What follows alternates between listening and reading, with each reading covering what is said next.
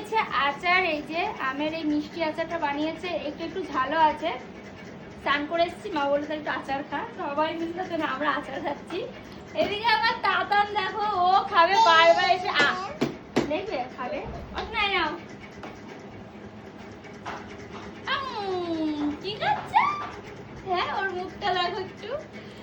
তোজো খাচ্ছিল, তোজো এখন চলে গেছে এখান থেকে, এখন কি ওই দাদুর ওই যে ওই কোনটা মিষ্টি মিষ্টি ওইটাকে ওখানে খাবে।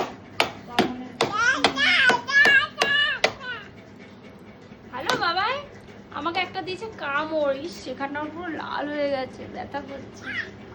এই নাও নাও নাও, আর না হ্যাঁ ছেচ আর দেবো না।